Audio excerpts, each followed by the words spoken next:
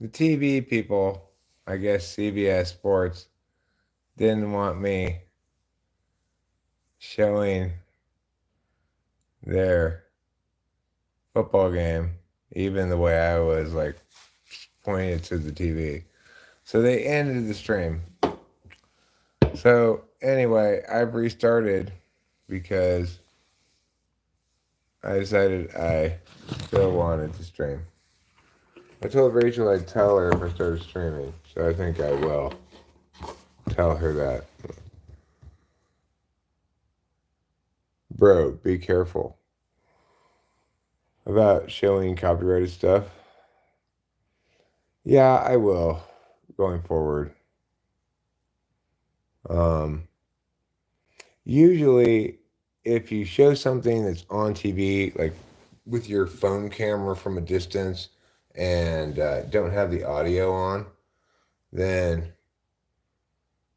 you usually don't have any problems. But in this instance, I guess it must have made up too much of the total picture of the screen or something. The nice thing about live streams is they don't tend to strike you on them. They'll cause you to like they'll say, sorry you can't have this video up. They'll say, they'll do what happened here, which is like automatically stop a stream. They'll age restrict it. They'll do a variety of things, but they generally don't give you a copyright strike because there's this sense that because it's not an uploaded video and it's going down live, you might be in the world um, encounter some copyrighted media in the background, and you know. So basically, the worst thing that they do to you is they'll stop the stream like they did in this instance, unless you're a repeat offender. I'm not a copyright scofflaw at all, so I don't think they're gonna bust my chops too much.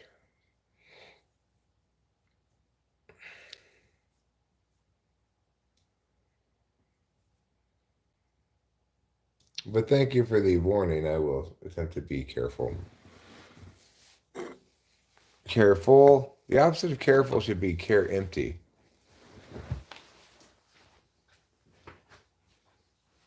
I'll be right back. Hey Rachel, I started streaming again. Just to let you know.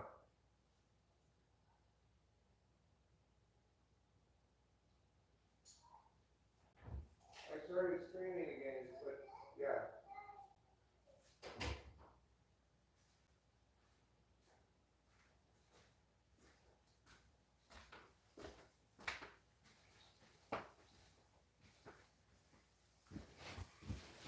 So okay, I'm sorry, CPS. I didn't mean to show your game on my phone, but I'm just having a little fun watching your Super Bowl, enjoying it.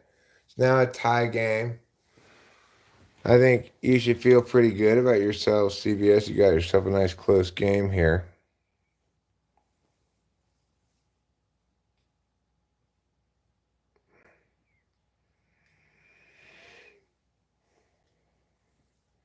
Like, I really don't really want to play around with it, Chris Chapman, at this point. I don't want to try YouTube's patience. So I will simply tell you about it. Brock Purdy throws the ball down the field, connects with number 15 for quite a long gain. And Mr. Jennings, number 15, has gotten a first down for his team. Now he's going to run off to the sideline. Nice throw by Purdy, right on the money, right on the hands. Good catch by Jennings. And Juwan Jennings is the second player in Super Bowl history with a pass TD and a reception TE. Very good to know, Juwan. Congratulations for that. All right. Purdy now under center. 5:04 left to play in a tie ball game here in the fourth quarter. He fakes the handoff to McCaffrey, then it's pitched in the backfield to, I think, Deebo Samuel, yes, who picks up almost the first down. He looks to be about 3.5 inches short.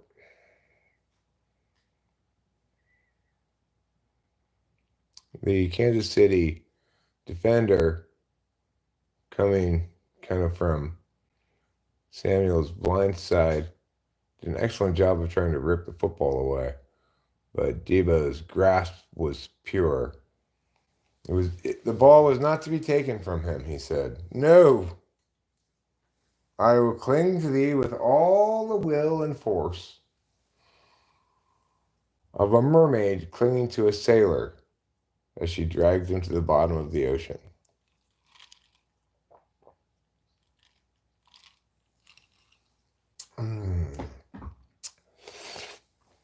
What a wonderful treat that Rachel left a nice, wonderful, cold glass of apple juice right here for me.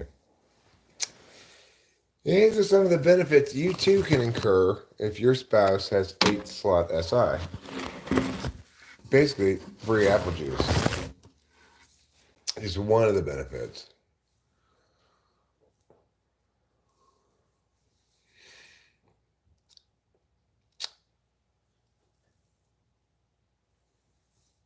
This is my spoon. It sits on my nose. There's injury timeout. I guess this is just one of those. Okay, now Purdy up under center, 2nd and 1.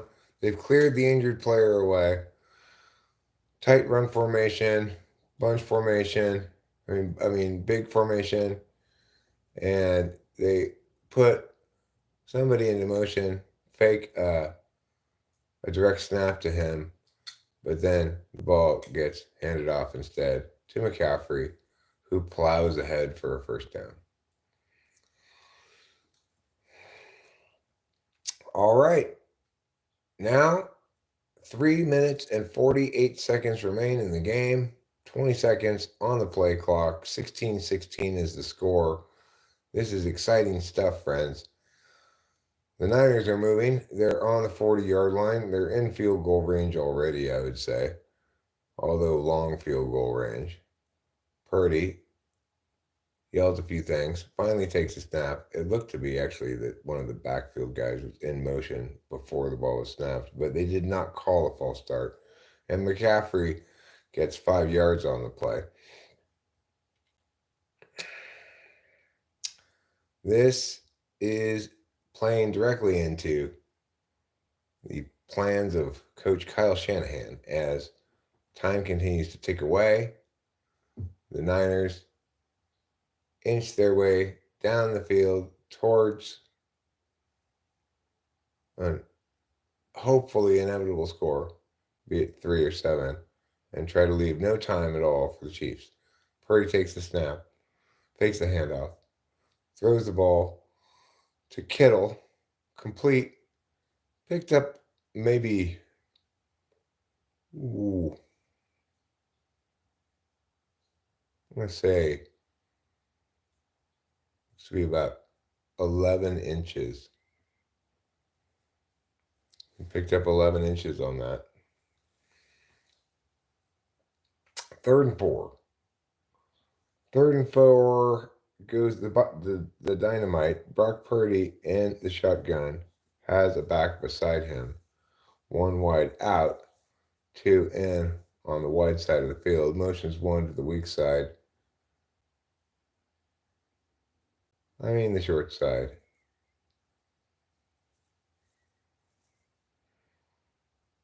Weak side, strong side, short side, wide side.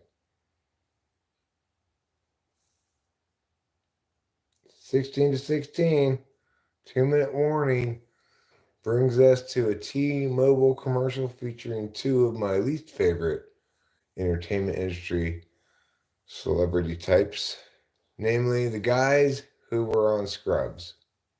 I don't like that show at all. I don't like them. I don't like their way. I don't like their interaction style. I want to go up to them and spray them with youth dew.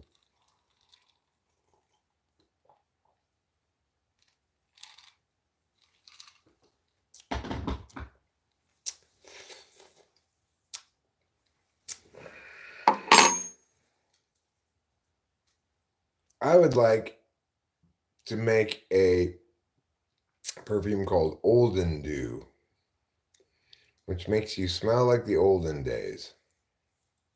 I think it would be popular. What do you think the olden days smell like? I think they smell like cedar. Cedar is one of the smells in the olden days. They smell like cedar. They smell like shepherd's pie. I think shepherd's pie is a smell of the olden days. I think they smell like dirty butt. Do you think the olden days smell like dirty butt a lot? Well, I guess it depends where your nose was, right? If you spend a lot of time going like this, then it probably smells a lot more like dirty butt. But you know what? That would be true today as well, right? If you spend a lot of time doing that, then even today, it would smell more like dirty butt than it does when you're not doing that. I think another smell of the olden days was, a faint hint of rustic horse manure. I don't want it to smell bad, but you do want a little bit of farm smell going on. Olden days obviously features a lot of farming. If you want to go real olden days, you go pre-farming, hunter-gatherer smells. Well, what does gathering smell like?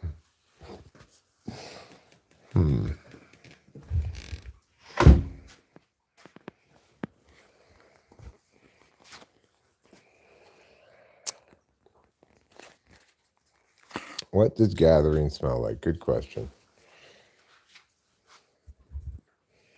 Well, you guys are going to have to look over here, I guess. I can't show you anything. Oh, Brock Purdy is hit as he throws on 3rd and 4. It's going to bring out the field goal team here.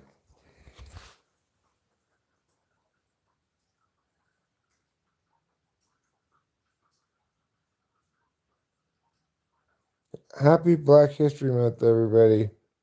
Chunk Squad TV says, and I second that motion because I find that as a fluidly transracial American, when I'm black, even when I'm not, just thinking about when I was black, I appreciate having a history month. And the Niners kicked the field goal successfully, providing themselves with a 3-point lead, but leaving the Kansas City Chiefs with 2 timeouts and 1 minute and 53 seconds left to make their own way down the field, either tie the game, push it to overtime, or potentially take the victory with a touchdown.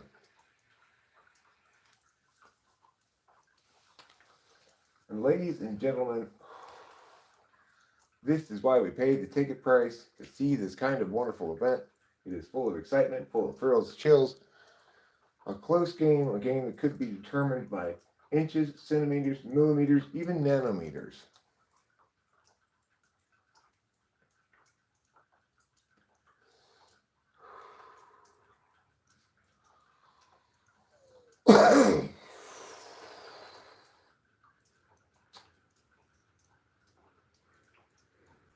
So you will note my boat. I need you to note my boat with your goat. You will note that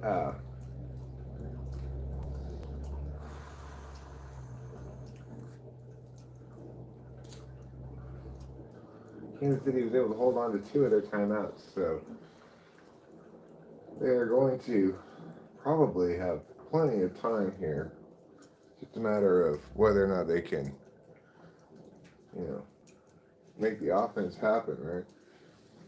Where the Niners defense can step up again, make a big play.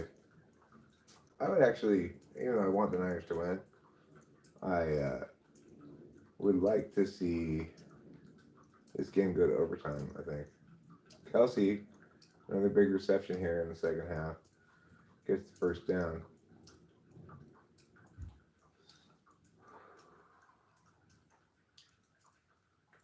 Taylor's wearing t-shirts and sitting in the bleachers right now. Mahomes scrambles, gets out of bounds, bringing up a second down, stopping the clock. Maybe picking up a yard or two, but no, not any more than that.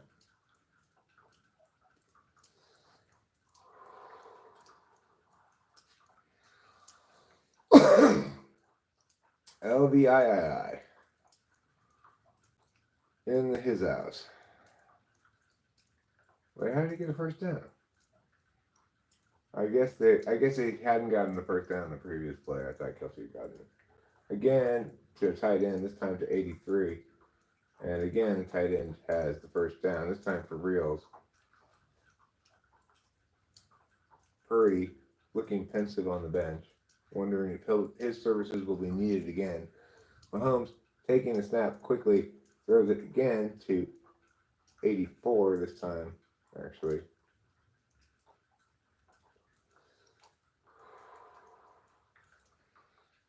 And it's 2nd and 2.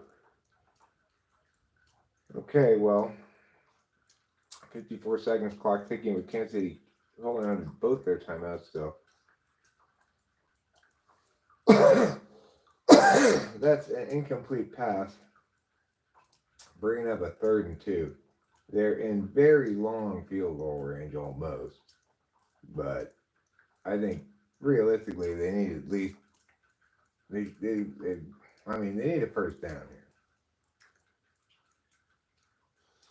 They do not want Butker trying to kick a 60-something yard field goal for the game.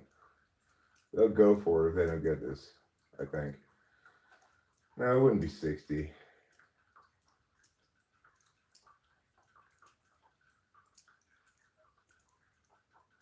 But the point is moot because the Kansas City Chiefs have gotten the first down.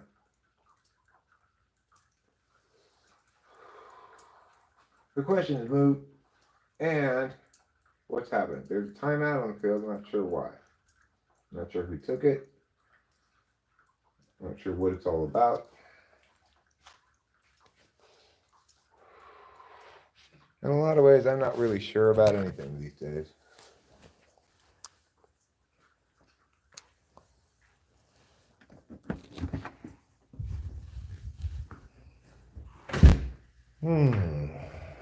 I am sure that it smells good in here. It smells better than dirty butt. Okay.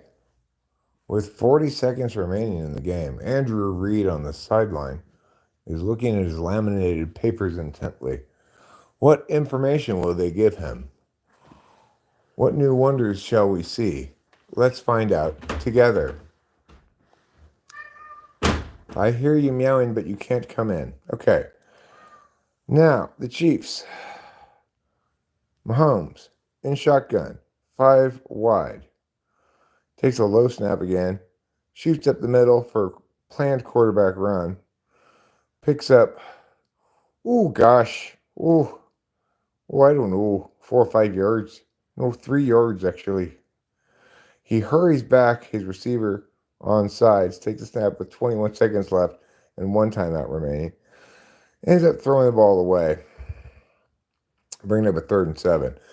And it's looking as though the Chiefs are increasingly resigning themselves to a field goal. When do the American Japanese get their due? They got money and stuff for that. But they already did. That was like back Reagan, maybe? At the latest, Clinton. All right. Now, 3rd and 7. Mahomes takes the snap. Gets the ball up to Kelsey, who sprints towards the end zone. Gets knocked out of bounds around the 10-yard line. Travis is Kelsey's girlfriend, Taylor Swift, in the stands, looking very excited. Saying, "Oh my God, oh my God. Thank God Almighty, oh my God." And Kelsey just levels the tackler who knocks him out of bounds. Even though the tackler made the contact, the tackler is writhing on the ground in pain. Saying, "Oh, that hurt." because, two grown men running into each other like that, well, it's not good for your body. Let's put it that way. I would say that it's bad for your body. So, bad for your body and bad for your mind. Run to Travis Kelsey. Come online. Hi, kitty. You're a softness and a friend. You're made out of pillows. You know that my cat is made entirely out of pillows? It's true. Ah. The spirit of urine is in my heart. It passes through me, a yellowy art. It streams forth down my urinal tube and into the toilet like wonderful cubes.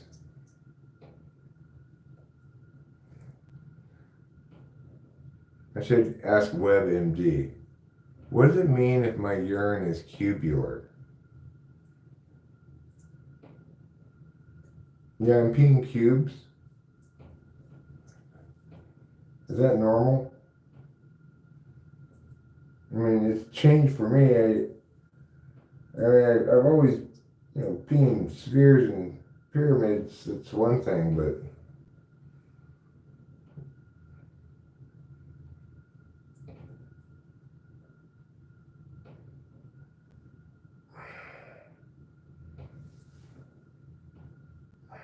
it's still liquid. It's just each drop is a perfect cube.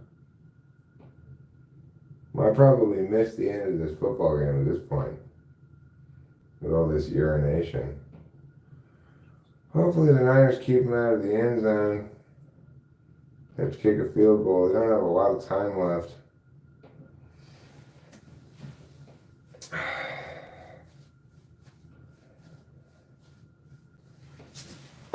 All right. Urination complete. Mission accomplished. Cubes gathered together in the toilet. Let's see if the game's over. Are the Chiefs celebrating?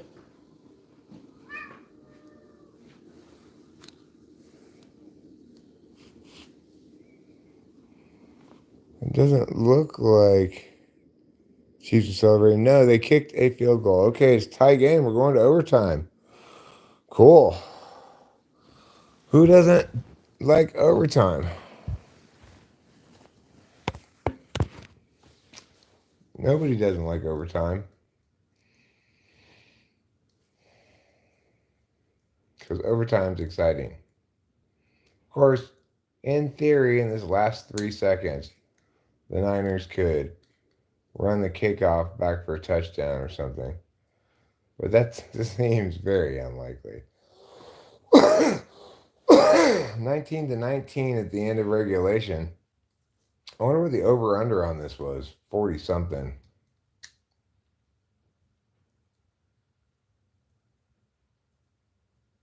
Well, the Niners are going to get a snap from their own 25 as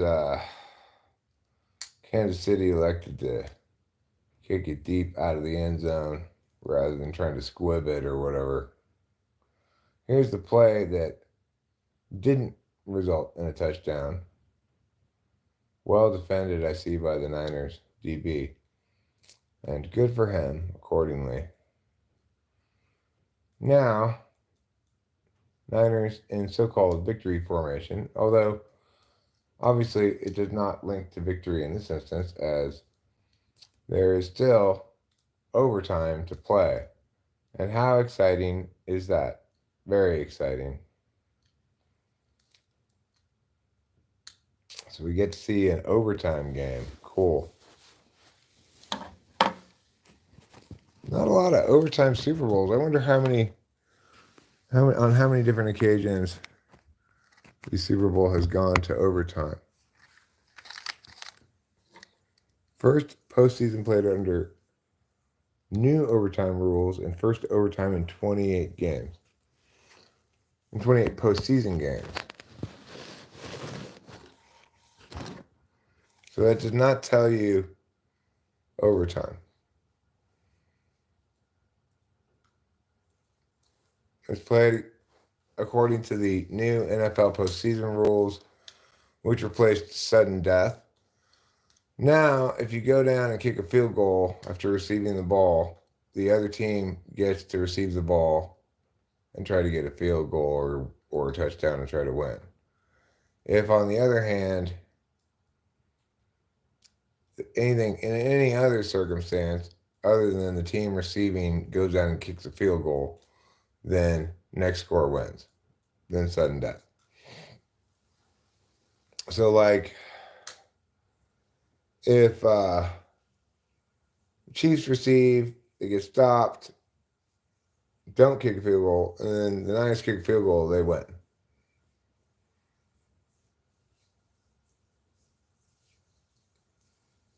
So there was the coin toss. Mahomes was out there. Mr. Fred Warner was out there. There was an official of some sort, referee, line judge, I'm not sure which, didn't pay that close attention. Now there's this horrible kitten play video. Commercial. I really don't like this commercial. Anyway, the reason I turned the camera away from me was because I need to use HealthTube 2.0. I'm sorry, HealthTube Senior.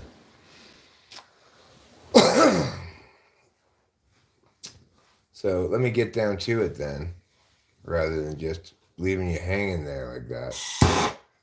Denied the chance to look at my lovely, gorgeous visage.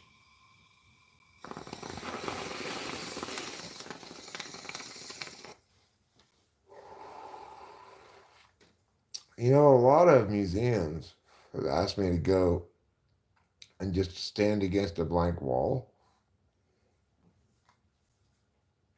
because they say, you, sir, just as you are fine art, the finest art. You're a walking Mona Lisa combined with a walking Venus de Milo, but with legs and arms. Obviously legs because you're walking, arms because you have arms.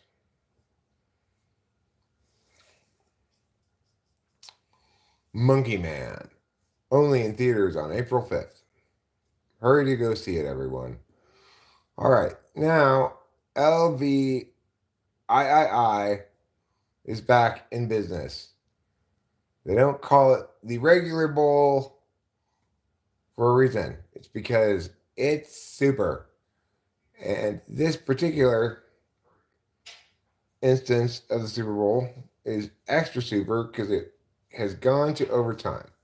Been kind of a sloppy game, a lot of turnovers, but a good game, good defensive battle. A good game also in that not a lot of penalties have been called, which I love. I hate seeing a lot of laundry.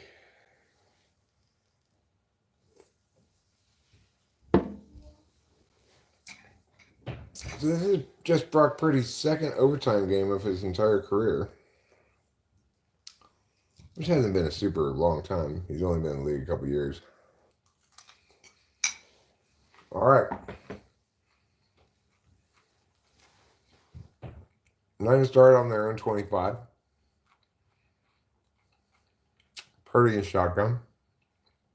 Takes a snap. Tries to force it in. Almost gets picked off. Ill-advised pass.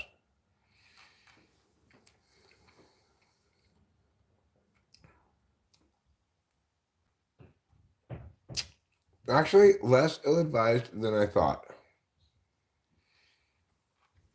Deebo Samuel actually should have caught that. I'm sorry, Brock Purdy. I don't know why I keep doubting you. 2nd and 10.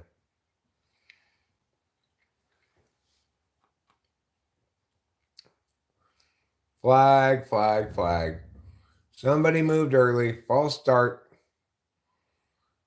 You naughty 49ers have been found guilty of a false start. Brandon Ayuk, that's your fault. That's why you shouldn't have such long hair. I don't think NFL players should be allowed to have hair that covers the name on the back of their jersey. You need to be able to see what their name is if you're going to call the game. Okay. 2nd and 15. Purdy takes a snap, fakes a pass, then hurdles a wild shovel pass at McCaffrey, whose amazing hands prevent that from just popping up into the air, and who knows what happens. He picks up 2 yards on it, but Purdy looked a little panicked there. And I think Mahomes is going to have a chance here to have the ball and a chance to go down the field and just kick a field goal to win.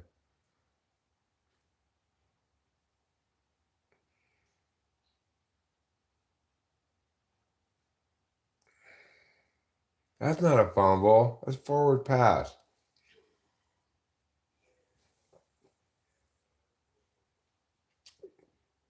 So it looks like the Niners are going to have to punt. I mean, they definitely are going to have to punt. Well, there's a flag, actually, so we'll see what that flag's all about. If it's some kind of personal foul on KC, then.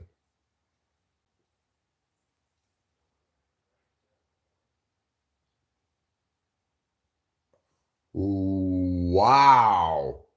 Defensive holding penalty, 5-yard penalty, but automatic first down. It was defensive holding.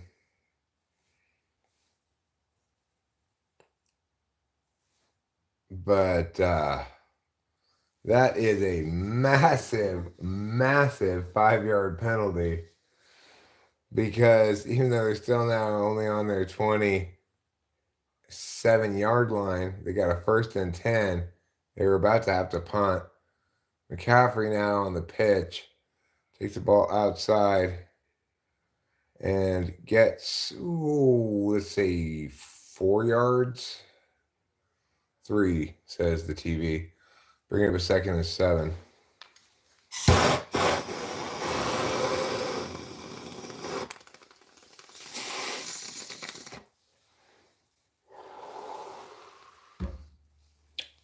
All right.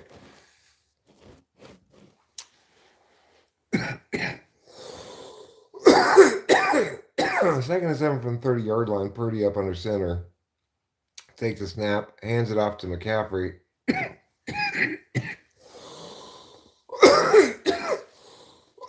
Who gets about another 3 yards out of it.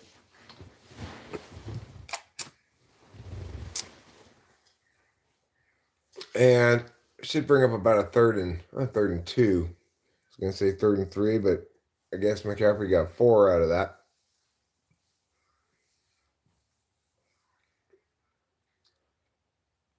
Maybe 5 out of that, actually. So that went a little further than I thought. Now, in the shotgun, Purdy, McCaffrey beside him, 3 bunched to his left. He throws to Ayuk, the most underneath of the 3, on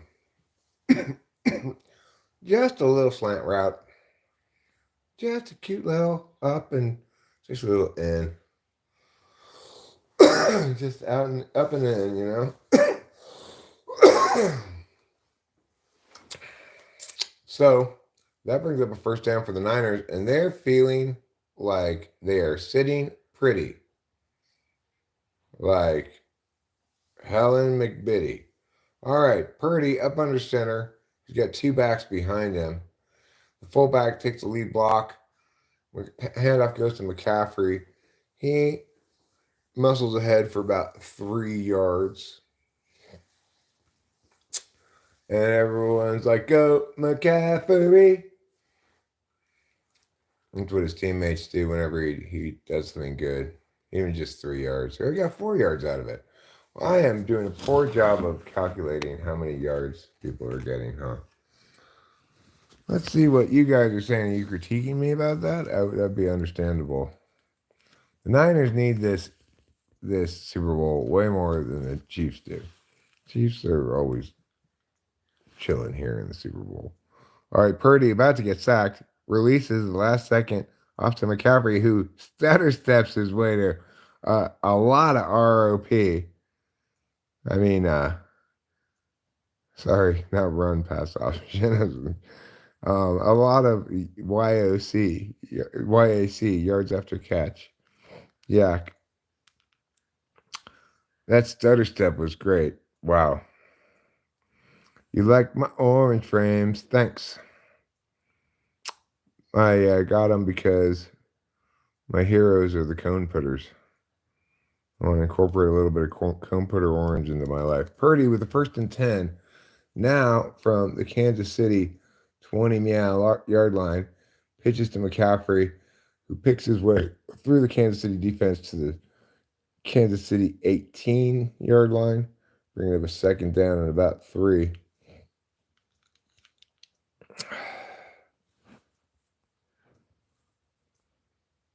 Fucking TE, says Lou. Being circumcised changes your personality. So what does it mean that I've regrown my foreskin? All right. 2nd and 2. Purdy up under center.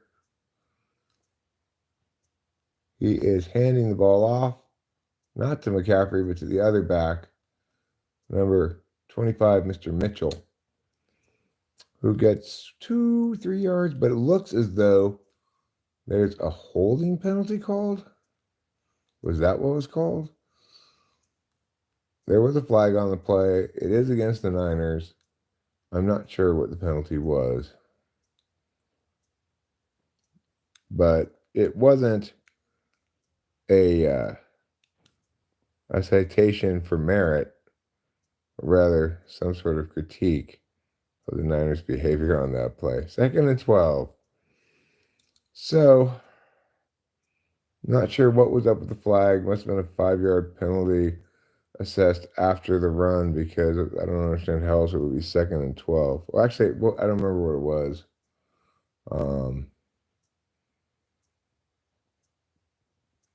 I mean, they could replay the down, I guess. I'm not sure what the penalty was. All right. Purdy in another one of these weird bunch formations, but that time it's sort of a faux bunch formation because one of them was actually a lineman. Purdy scrambles out of trouble, backpedals, throws the ball successfully to his receiver, Mr. Kittle, who catches it. No, not Mr. Kittle, Mr. number 44, whose name is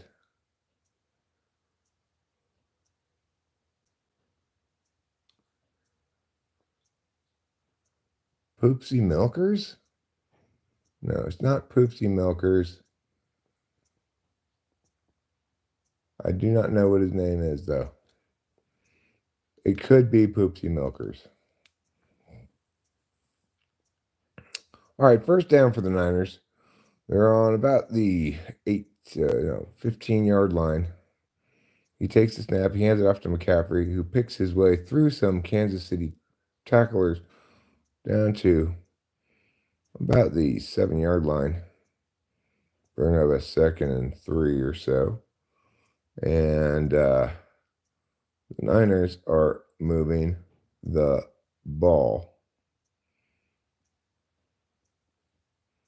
They keep replaying the previous down where Poopsie Milkers, also known as Juice Jake, got the 1st down. Okay, now up under center, Purdy motions number 19, takes the snap, hands off to McCaffrey, who gets nothing.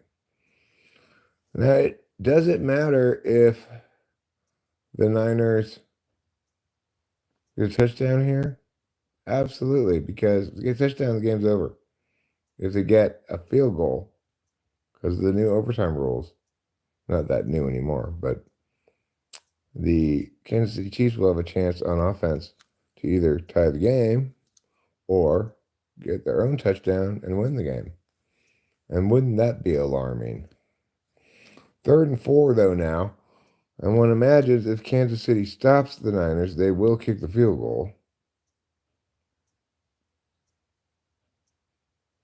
And they did stop the Niners.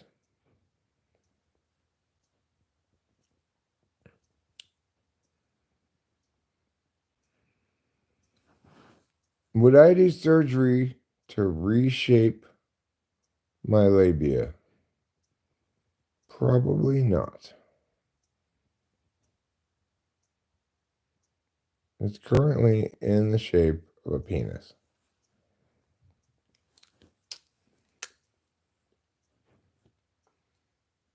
All of my vagina, uterus and stuff is currently in the shape of a penis, scrotum, and testicles. So kicking the field goal is good, although a little bit of a heart race there. He was a little bit, it looked a little iffy coming off the foot.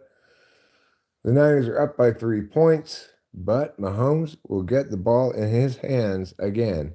This game is not over. Amazing. I knew somebody who got circumcised at age 21 or something like that as well. I don't think it's a good idea.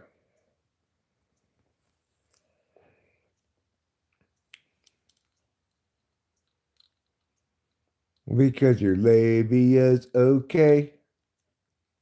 That's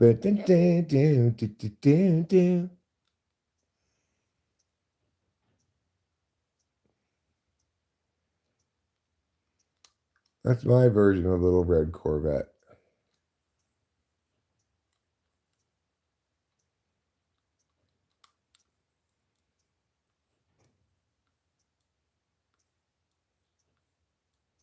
Maybe I'm just like my mother. She's never satisfied. Maybe I'm just like my father. He lives in a world so cold.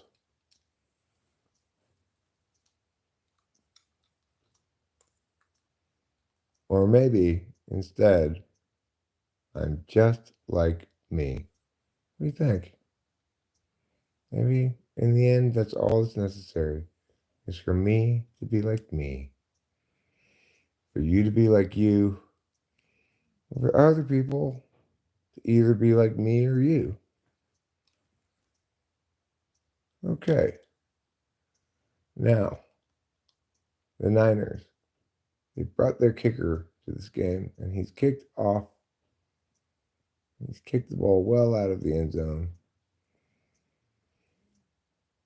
The Kansas City offense is taking the field. Mahomes looking purposeful, looking confident. I think that's is that Al Michaels? No, Jim Nance. Jim Nance and Tony Romo looking pleased to have the opportunity to call such a good game, a tight game. Nobody wants to call a blowout. And Mr. Mahomes takes the snap, hands it off to Pacheco, who gets about 3 yards. Looks like it might bust open for more than that, but gets shut down pretty quick, actually. As quick as Bisquick brand biscuit mix. The quickest biscuit mix since Bisquicker. Snap from Mahomes, falls back, throws the ball, connects with his receiver number 4, who comes up about a yard short, maybe half a yard short, 3rd and 1. Mahomes speaking words, using his mouth, pointing at things, telling his players where to go, hands the ball off on a quick snap to his running back, who does not quite get there, it appeared. Mahomes tried to run up at the last second to give him the old bush push, but didn't get there quite in time. 4th and 1. Chiefs' season is on the line here. Obviously, they have to go for it. And they're going to need that 1 yard in order to get themselves a fresh set of downs. It looks as though Mr. Andrew Reid, coach of the Kansas City Chiefs, may have taken a timeout. Well, thanks, Klupin. You are the Klupinist. You remind me of both Klonopin and poop, which are two of my favorite things. I love to poop, and Klonopin will show you out, you know? You don't need to listen to those silly tests. They can't be particularly reliable.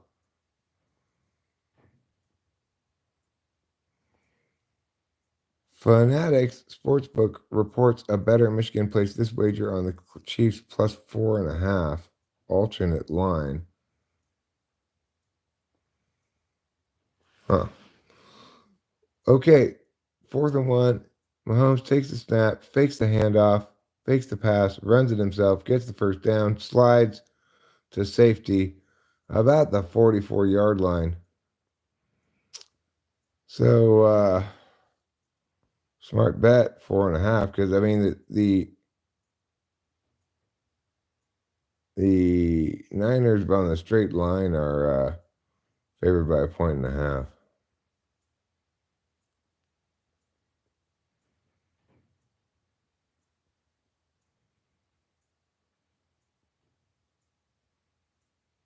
Well, Pacheco is not going to be named Super Bowl MVP, that's for sure. He's not had a good game. Wow. Oh, no.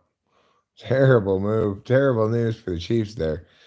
The receiver had the ball with yardage, positive yardage, a few yards, got pushed back behind the line of scrimmage, and ended up losing 4 or 5 yards from this because he didn't go down after the first tackle, so he wasn't given forward progress. And Mahomes is like, what are you doing? Go down, get forward progress. And so, too, to somebody off of the bench. I'm assuming that's what they were yelling. I couldn't actually hear them. Mahomes takes the snap, throws the ball to number 11. He gets 7 yards? 6 yards? But they needed more than that for the first down. It's going to bring up a third down, 3rd and 6. So, yeah, 7 or 6 yards they got out of that because they lost a few yards on the first play.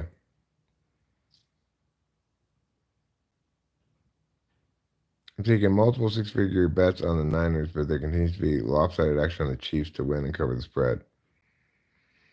Well, I don't think they're going to either win or cover the spread unless yes, they did get a first down. So now, number 4, the Chiefs, having caught the football, crossed the necessary down marker line, gone out of bounds, set the Chiefs up with 1st and 10 in Niner territory, down by 3, needing a field goal to tie the game, but knowing the touchdown will deny the 49ers a chance to answer, as we are already in not regulation time, but overtime. Mahomes shimmies his way out of trouble, and the Chiefs pick up about 3 yards on that pass to Mr. Mia. Mahomes takes a nice sized hit. Well, not really that bad. Gets knocked down at the end of the play. Okay, let's go outside. Let's check out the action outside from the outside area where health tubes can be employed for the good well-being of all. Mahomes in the shotgun sends 83 in motion. Now everybody stands up. It looks like a timeout's been called. It has. Has it been called by San Francisco? Yes, I believe it has. And you can blame one Mr. Coach Shanahan for that. You know, he's the one to blame because he's the head coach. And presumably, he's the one who decided to call the timeout. I wish I wasn't ESP. I don't wish I was an ESP. I will agree with you that on some level, INFJs, if they're in touch enough with their subjectivities to have an opinion about it at all, really, would be like, being an INFJ sucks. People would say kind of the same thing about ENTP, really, I think, or INTP or INFP. Hike, Mahomes drops off to a little screen pass underneath Pacheco, who gets tackled at the meow yard line. Which yard line is that? The 29-yard line. No, I'm sorry, the 31-yard line of San Francisco. Well, already well within field goal range. Of course, the Niners, they just need to prevent, it rhymes with Dutch Town. They need to prevent it at Dutch Town. Anyway, if they do, then the game can continue. Hike goes the ball, and Mahomes takes a snap, runs up the middle on a planned quarterback run, gets way more than he had planned, however, all the way down to the 13-yard line of San Francisco, where the Chiefs will have a 1st and 10. Taylor Swift is getting, oh my God, hugged by her friend there with the curly hair. Curly hair halter top, I believe is her name.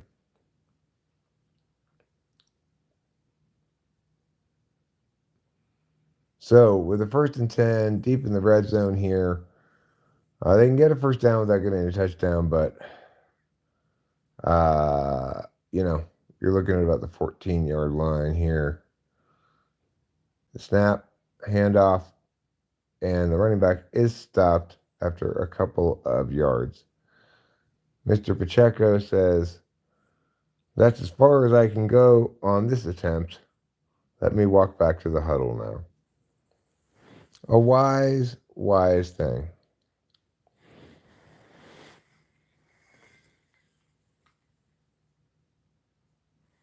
It's difficult to be INFJ, for sure. I see it in Rachel. I see it in my friend Corey. I see it in Caroline.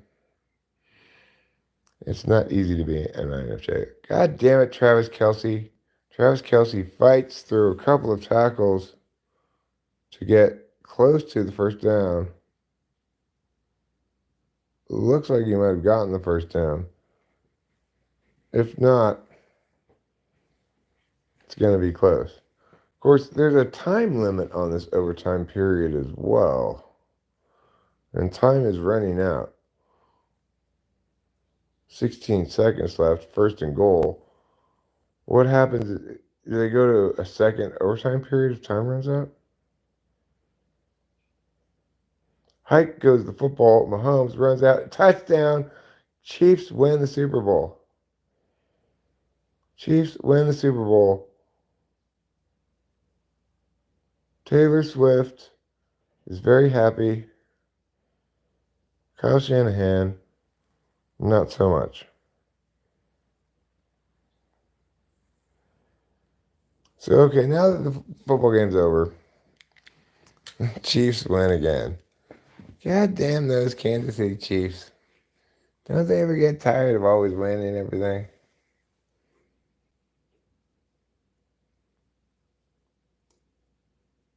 Well, whoever made that bet to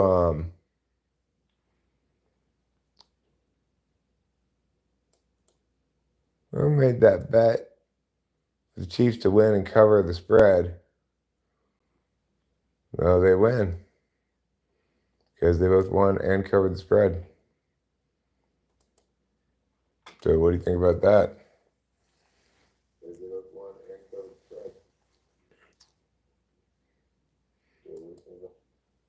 I was pleased that it was a good game.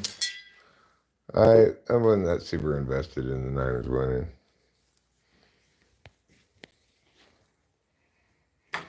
Um, So I want to talk a little bit more about why it's difficult for INFJs to be INFJs. Something that Rachel read in this printout that I guess Acacia gave her, information about INFJs, that said, um,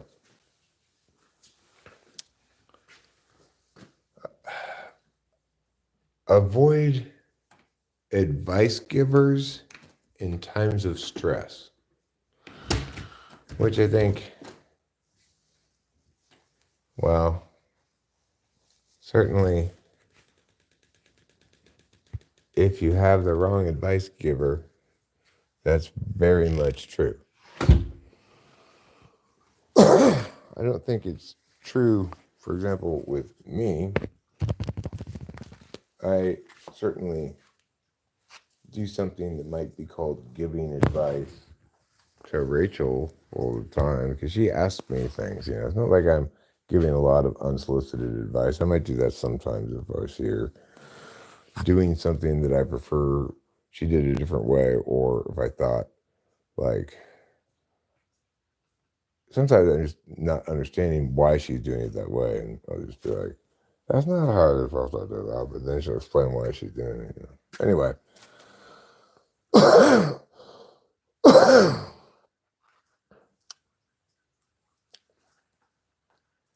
I'm not sure if that's true. I mean, in the sense that it's true that as a receiving type, I think they're susceptible to catching passes that have a lot of poo on them.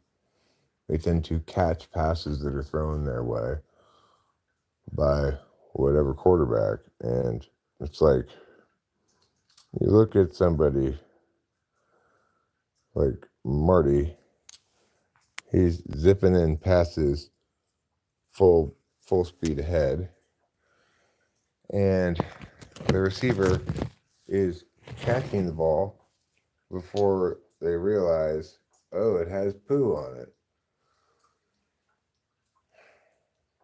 One should not glean from that, however, that it's always ill-advised for INFJ to take advice, or I don't necessarily think it's ill-advised for them to seek advice inherently, but I think like seeking somebody with answers um, opens them up to balls thrown at them that are covered with poo. However, it's also a necessary way of dealing with shit as a receiving type to catch balls thrown. So, accordingly, you just have to trust your quarterback, and that's the tricky business, right? Well, if you have a trustworthy quarterback, like, I don't know, me, then the INFJ needs to process things through words, externalities, communications, stories, whatever. They can't really process it directly with their subjectivities in any meaningful way. Right? Rachel clearly has a better relationship with her subjectivities in the sense of a more active one with her feeling subjectivities than I do, because as evidenced by that internal family systems phenomenon that occurred earlier, where she saw different parts of herself as representing different ages and maybe linking to specific events. Whereas I saw the different parts of myself as all children and all linking to specific feelings that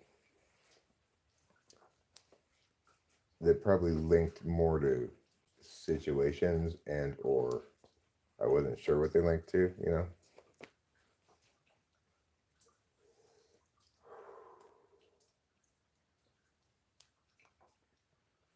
But I think I'll do more of that internal family system stuff later. It's really powerful. I don't know if who all was here when I did it, walked Rachel through it earlier, but I think that I think it came very naturally to her. It's like very suitable for NI. It's a necessary way to bridge your otherwise. It's like you can parse out and logically talk about functions in various things and understand certain kinds of things accordingly because certain kinds of things are meant to be understood as deductively necessary, derived from axioms, whatever. Or you can understand them mechanically in terms of how they interact with each other. But the thing about your emotions is definitionally, necessarily, there's no good way to logically deal with them. So if you're an objective knower like an INFJ, it means you have to know yourself via holistic externalities that um, fill in all of the objectivity in the absence of any relevant logical thing like TE or TI. TE is a kind of logic, it's figuring out the specific logic of things that have a unique logic.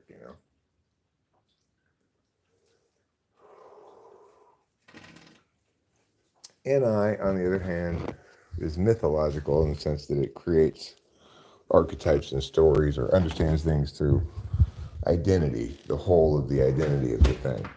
And so there's no way for an INFJ really to approach any times of stress except through words and other symbols. Am I infected? I'm infected with the glory of the Lord.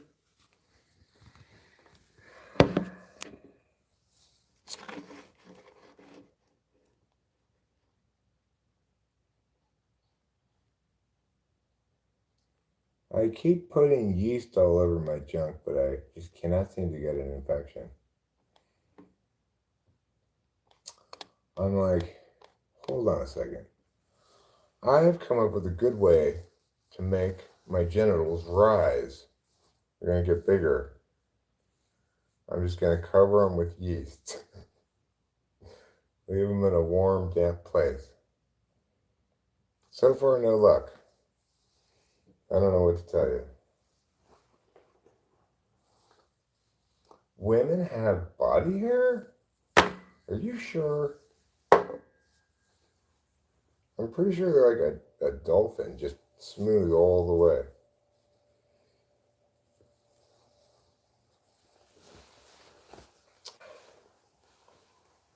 One thing I've heard, although I gotta say I'll believe it when I see it, but I've heard that women underneath their shirts have boobs. One of these days I'm hoping Rachel's gonna let me look. Either prove that or not. She said after we've been married 10 years, then I can look at her boobs.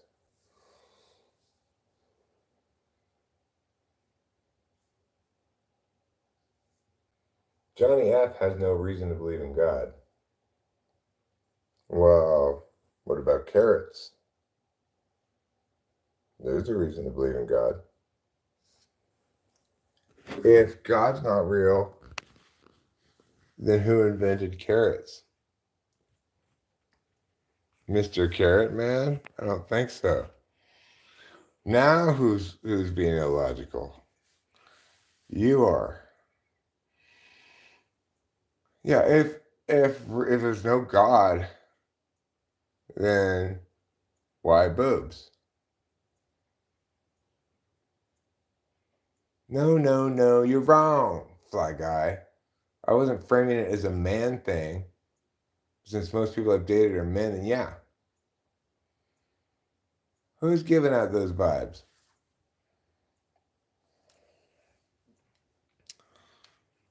Creepy Joe with the ice cream truck?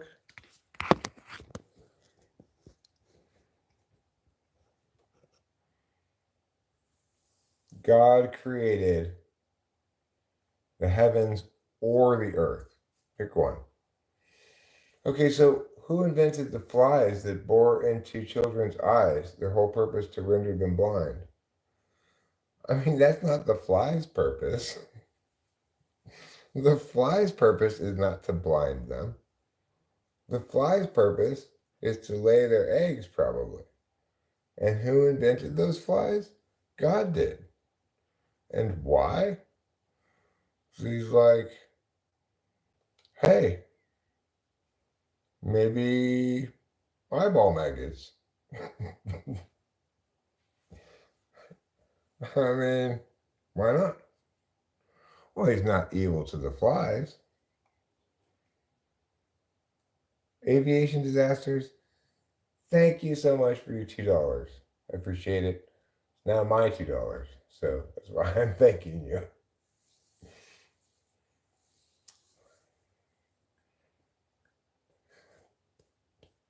Yeah, who would go into the hairstylist and say, make me look like that? Do you think God is a sadistic being? Well,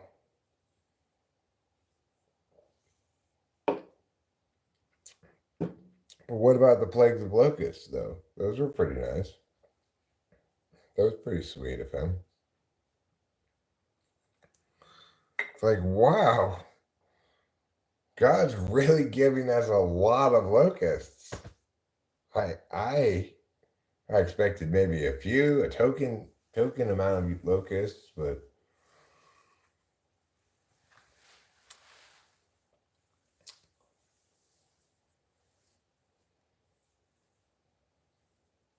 all you see is suffering. Well, yeah, I'm not suffering. Are you looking at me? Maybe you should open your eyes. Because what's right in front of you? The opposite of suffering: happiness, pleasantness, agreeability, warmth, welcoming inclusion, tenderness, all the things you want. Well, why do you want to look at the world? You're not looking at the world right now. You're looking at perhaps the most handsome man you've ever seen. And instead of taking in all of this beauty, you're complaining about stuff. You know, maybe take a lesson from a little person I like to call Jesus, who once told these people, if you can't wash your own feet, I don't know what to fucking tell you.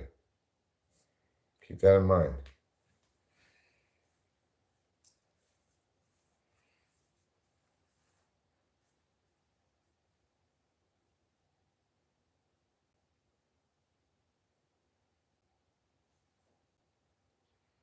Bask in my glory and ignore this valley of tears. I live every moment, and the moment I had a heart attack at 26, I'm on extra life. Extra life, huh? Why'd you have a heart attack at 26? Were you mainlining meth?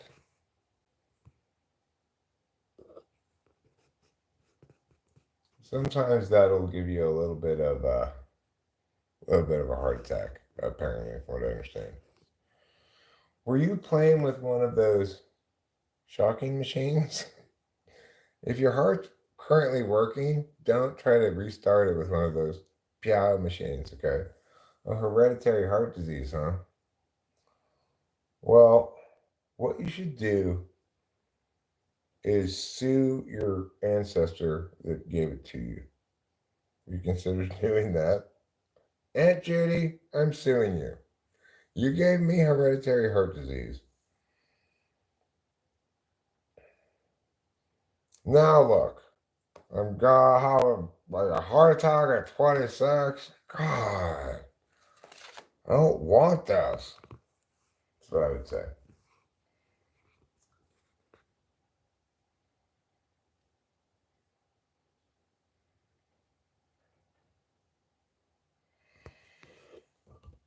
Jesus washed feet to show that the master is not greater than the servant. Well, I have a different interpretation of that focus film W. My interpretation is this: Jesus washed those people's feet because he's like, okay, these people don't get that it's important to have clean feet. So I'm going to show them how to wash their feet one time. I'm going to assume they're going to learn from this and be able to wash their own feet hereafter, for fuck's sake. But, I'm Jesus. I'm a good guy. I don't want to make a big deal out of it. So I'm going to position it as something else that's less embarrassing to them, right? And then that's how this whole parable got sent down through history. He was too FE sensitive to say, hey, you fucking slob people, wash your fucking feet, He was too FE sensitive to say that. So I'm explaining what they mean too. In my opinion, that's what it means.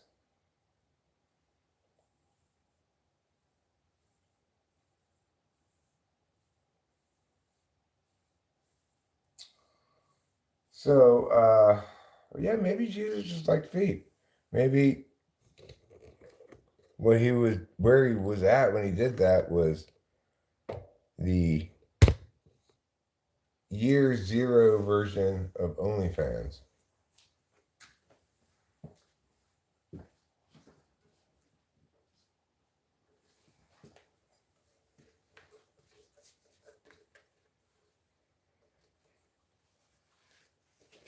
I actually have a Jesus song. It's about Jesus, kind of. What do you say? You want a fellowship with our worship, or with our worship sticks? Let's fellowship with our worship sticks, okay? Here's a little gospel music for you.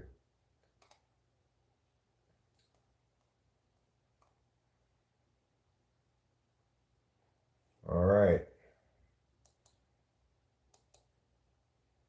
Wait. Yeah. That's fine. Here we go.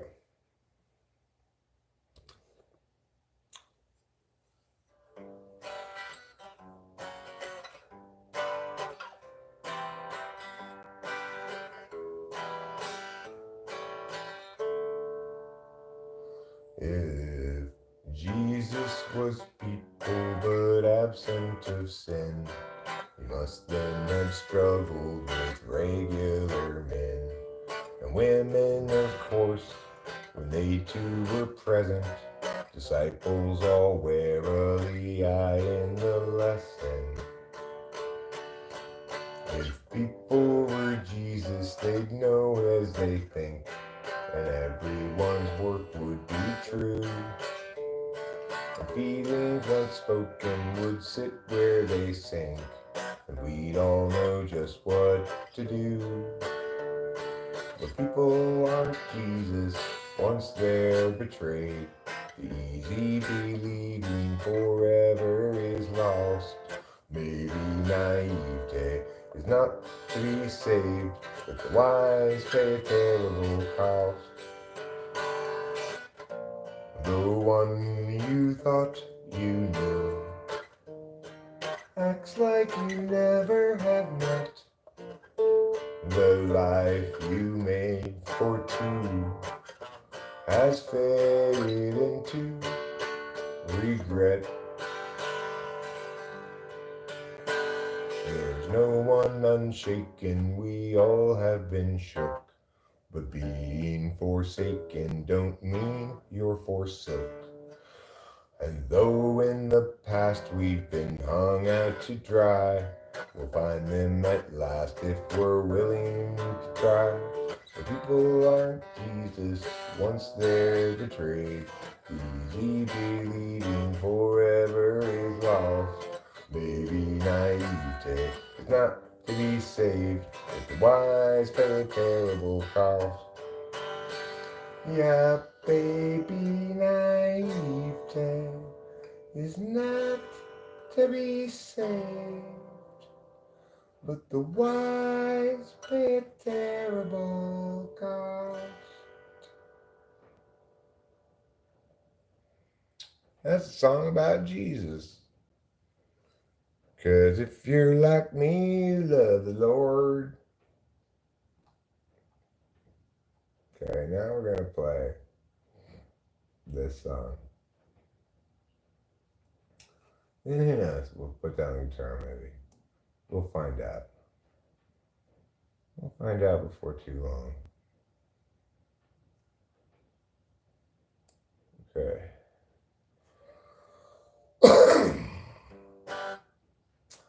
Well, Sammy had a story that need to be told, and this is a song called An Open Road, and such a thing, it's always do its job. She married up Jed and turned 19, 4 years ahead and 3 kids weaned, weary now and questioning the path. Agency outpaces discretion, lacking in our courses, way too young. The urgency conferred is really just depression, making sure those underneath them always run. Doug get 20, cut 1 in front, likewise Doug get 21, and so forth, well up into middle age. Well, once it seemed to set him free, became his whole pride and identity. Now Doug's about another drinking rage. Agency outpaces discretion, locking in our courses, way too young. The urgency conferred is really just depression. They'll offer you incentives, but they haven't got a thing that's fun. Everybody's panicked like the kids. Lock 'em up with extra dexedrine. Mathematics to produce success, or impose more unjust duress. Agency outpaces discretion, locking up our courses, way too young. The urgency conferred is really just depression, making sure those underneath them always run. Without consent, it's really just depression by parasites surviving on their wages earned by lying. Well, they feed their fear of dying. Yeah, they feed upon the futures of the young.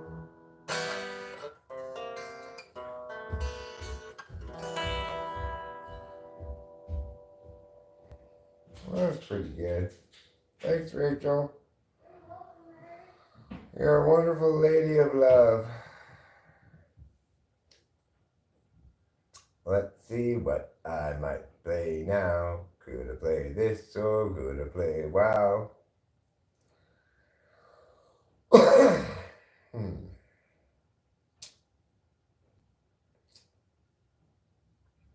Well, could play that. Could play that. Could play that. Could play that.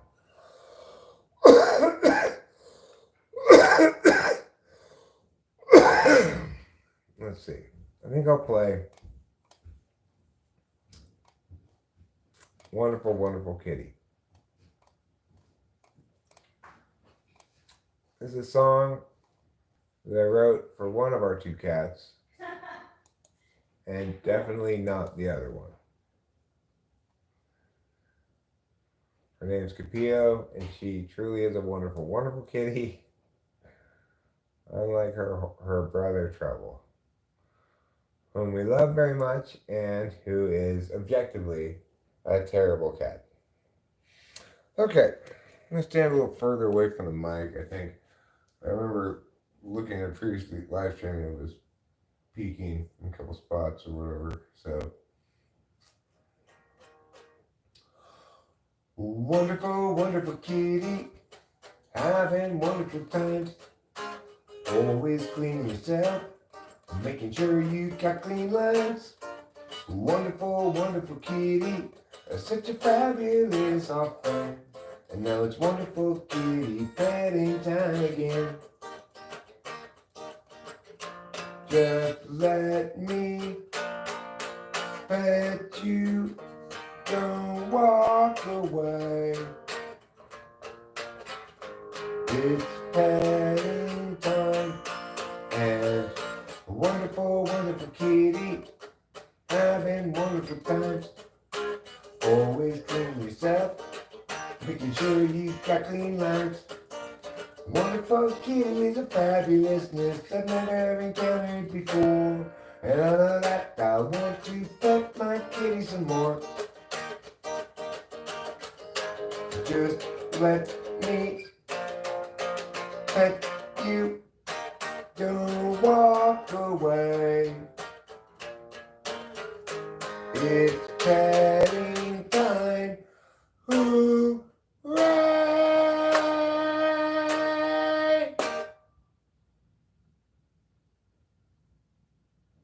Hooray for petting time.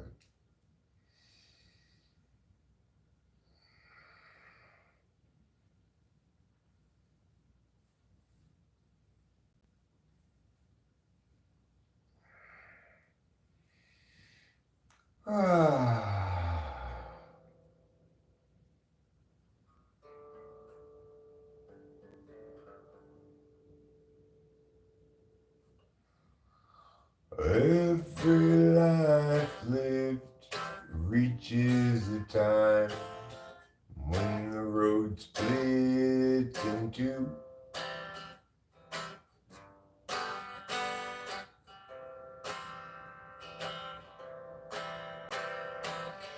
There are times, dark times, times of despair, times when it's hard to feel good. That's when I look for my sack full of solvency and that satchel of helpful goods. Satchel of helpful goods. Satchel of helpful goods. Satchel of helpful goods. Every life lived reaches a time when the road comes to an end.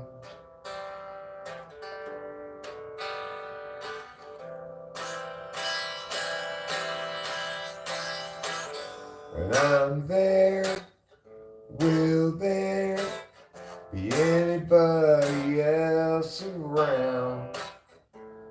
Or will I travel all alone?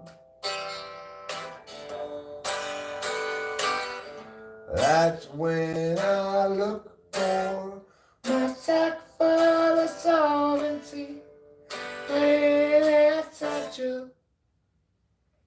Now nothing but bones.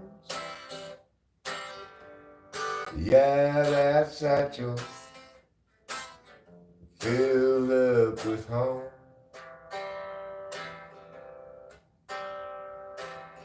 Satchel of helpful goods. Satchel of helpful goods. Satchel of helpful goods. Satchel of helpful goods. Satchel of helpful goods. Satchel of helpful goods.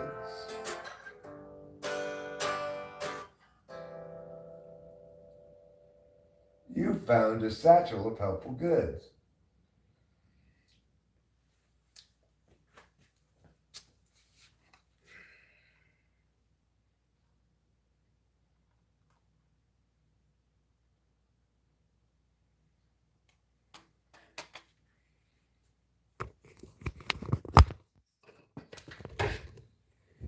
I can move away from the wall. It's charged enough for the moment.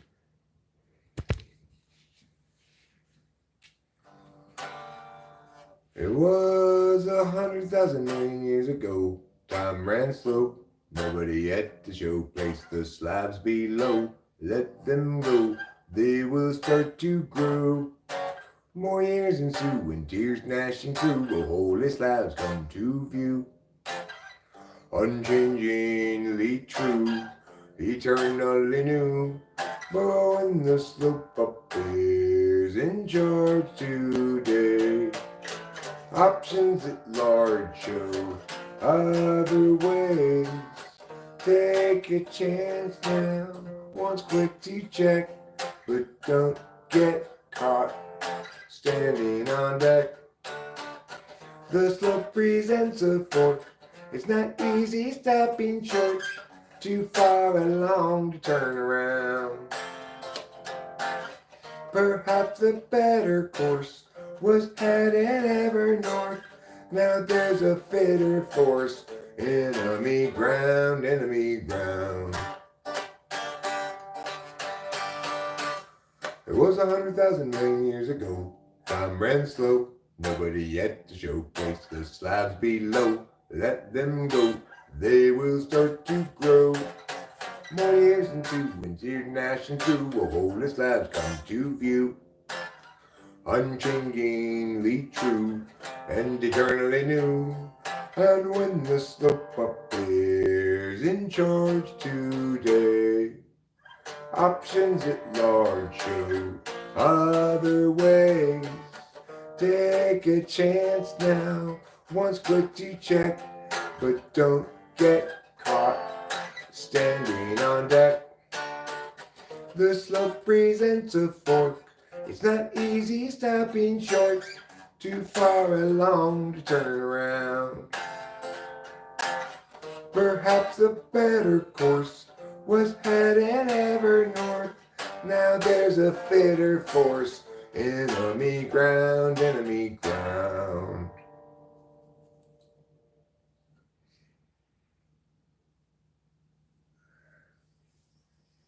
That's fine. That's good. It made me cream my panties. Gerald has a thought. Gerald has a lot.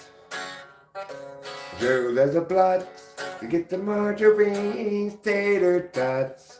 He's got a good idea for a name-changing business. Thinking now about what to call Christmas when they hire his firm to change that name. Gerald always thought there'd be chance enough to return to the work that's rough. He'd get back to it eventually, but his visions piled up, and his plans would interrupt all the work that started off so hopefully. Now his mind is back on his business, thinking of changing factless to listless, so how all the people will shout his name. And Gerald knows he understands ever more clearly now. He won't provide explanation regarding the why or the how. He'll see you and know you from inside your heart. Exciting, delighting, Gerald plays his part. But Gerald still knew there's too much to do, and he had dropped down in the underview. Too much to rebut, so where now and what? And too much time spent nitpicking the skew. With you, with you, with you. So Gerald has a thought. Gerald has a lot. Gerald has a plot to get to Marjorie's tasty spots. He's got a good idea for a name-changing business. Thinking now about what to call Christmas when they hire his firm to change that name. Gerald has a thought.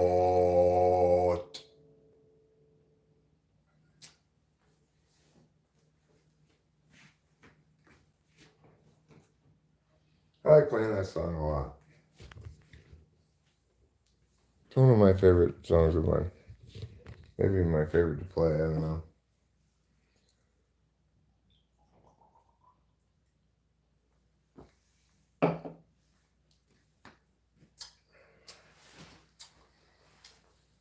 It's pretty well in my vocal range wheelhouse is part of the reason, I guess.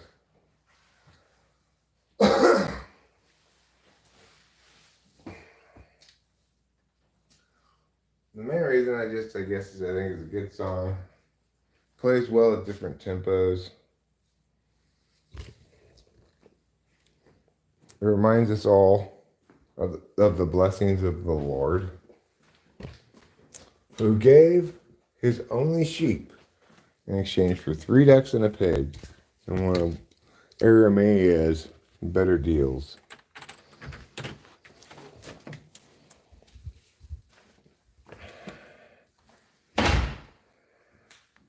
Some people say the Lord ripped the other guy off, but I say fair trade.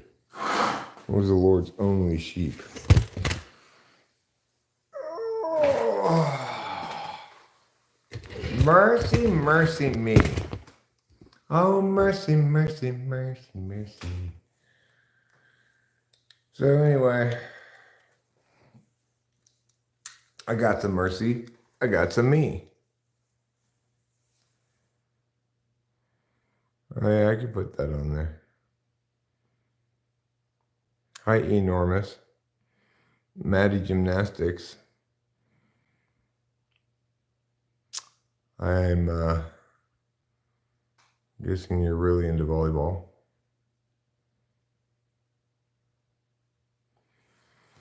Oh, you enjoying some math? Is that what that said? You like math? Luda made a guest appearance at the halftime show. Who's Luda?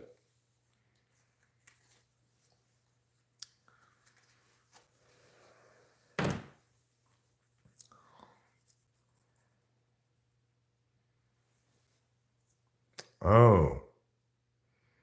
Well, I hope you'll enjoy yourself for the next long stretch of time. Yes, I did watch Super Bowl. We watched the whole thing. It's a good game.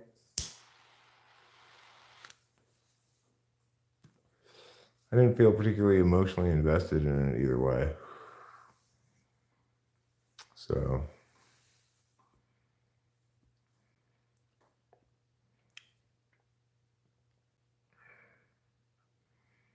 we might do it Tuesday, you know.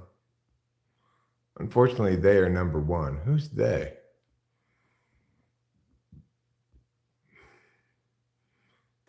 I'm pretty sure it's not number 0 or 2. I like debate, focused film W. I'm a debate lover, but not really just arguing with people about stuff. Oh, well, isn't he quite the chemist? Good for him.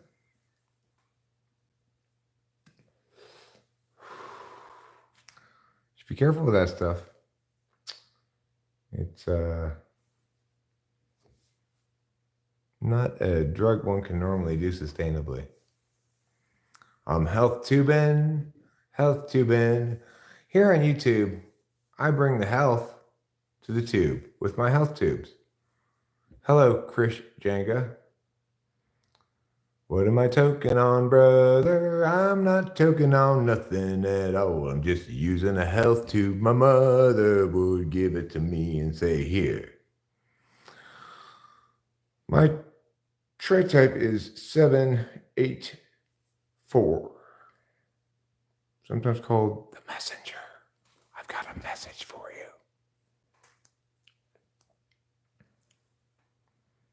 Rusty Pig says, good morning.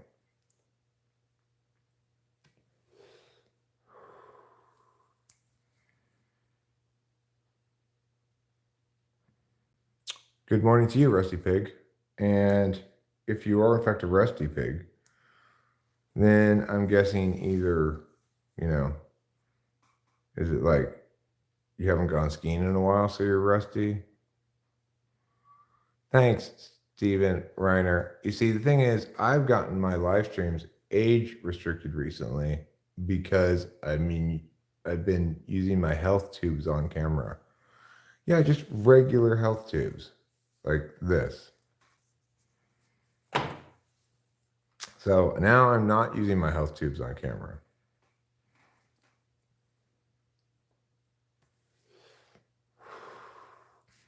Because I don't want to restrict anybody from coming here. It's not like I anticipated being adult themed or not. It's just whatever it is. My live stream should be age restricted. I mean, the thing is, really, I don't think they should, because what you get here is a very moralist kind of a message, right? It's about doing good, being a good person. It's also about a bunch of philosophy, politics stuff, being correct about a bunch of stuff, right? Sure, I may make some adult jokes and stuff, but what do kids really need to be protected from? Well, they need to be protected from people like Marty, that's for sure. Because he's going to, at best, fill their heads with garbage. Try to convert them to his treating women like, things you shit on to prove how shit covered women are.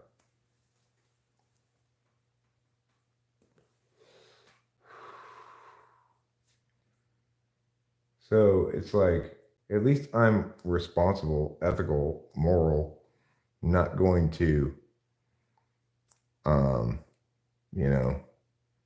pursue something inappropriate. I can't even pursue things that are appropriate, like, barely read my email.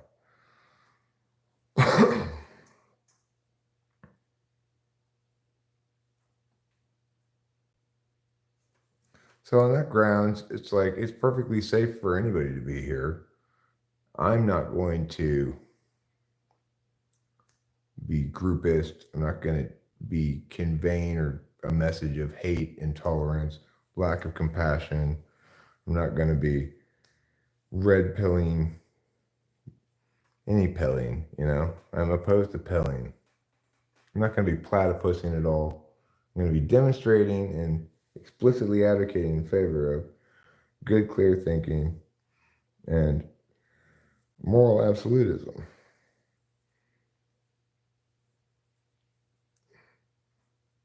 Yeah, that's what makes me so upset at Marty, is because it's like, if you wanted to make the case that he and I are similar, that we do make certain similar kinds of claims and stuff, you could put together that case. But it would be entirely misleading, right? Because you just cannot understand either of us except via our actual intentions.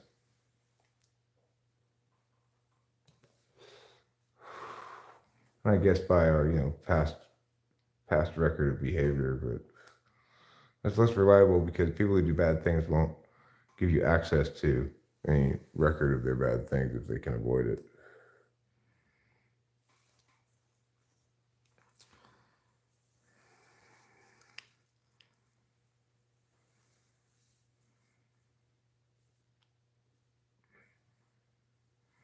Which ethnic group deserves free helicopter rides the most? Good question. Lighting up trees and it ain't even Christmas.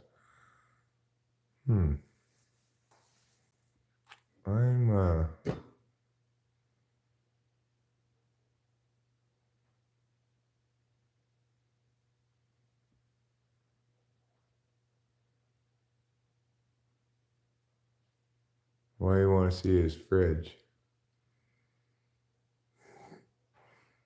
Yeah, you can see my fridge. Sure, I'll show you my fridge. Which question made your night? Oh, probably, which ethnic group deserves free helicopter rides the most? Fluidly transracial, transageal, transsexual, transgender people like me, who get to determine exactly all the subjective components of their identity on a situation-to-situation basis as is needed. Therefore, I get all the extra privileges, I get everything. So, no matter what your scholarship requires, if it's like, you must be from Tanzania, well, I'm from Tanzania that day. I mean, not literally from there, ethnically. That's my race. Because I can change race at will, actually. Used to be just happened to me. I'd change race, wake up one day, I'd be one race, another day, I'd be another race. But now, I can change it almost at will most of the time if I'm not too tired. Here's my fridge. I bet you might want to look at it. Oh, yeah. That's a good fridge, huh? It's called a Maytag. It's got an outside part and an inside part as well. You see, we're a little low on the foodstuffs at the moment. Anyway, we use it to keep our food cold. And our drinks.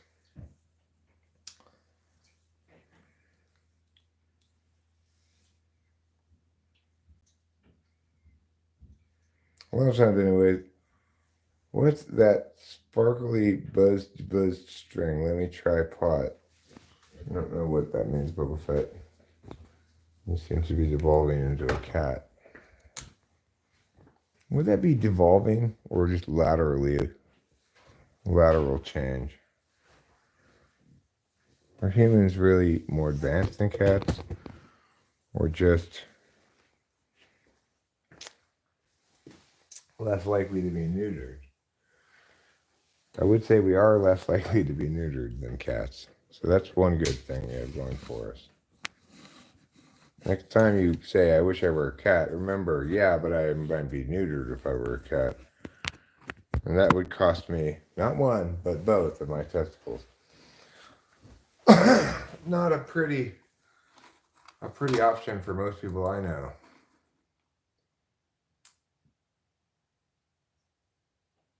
So by that logic, would you deny having German ancestry? You're ethnic German, right, technically? Maybe. I mean, I've never gotten myself tested. It's true that the last name of my mother, last name of her mother, the last name of my father are all German names. And it's true that my dad comes from Amish country, though he wasn't himself Amish, which is kind of like, German-ish.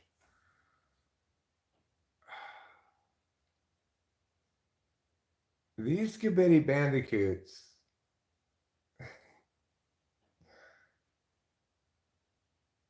when you finally see my Riz, you're just going to be like, gat.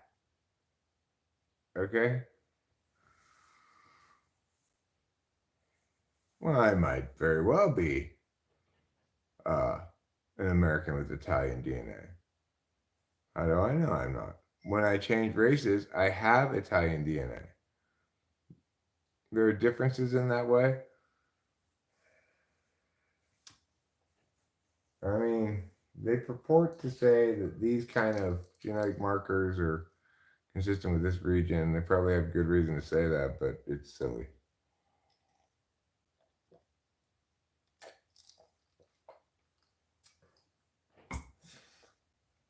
Am I from the Weimar Republic? Not last I checked. Yeah, it is. Americans a race and an ethnicity and a gender. That's what I put down for all those questions on questionnaires. What race are you? American. What gender? American. What ethnicity? American. Okay? We're talking about America here. We're not talking about Canada We're not talking about Mexico. We're talking about America. 4 syllables, 1 heart.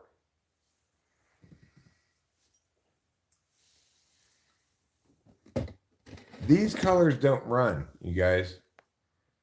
Even if you don't use all temperature,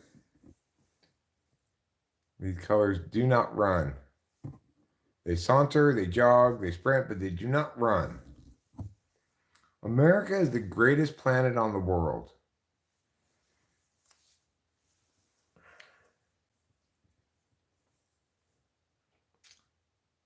On the first day, God made America. On the second day, he made all the animals and stuff. On third day, he made other cool shit.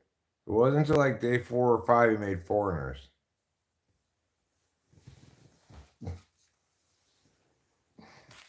It's called the New American Bible.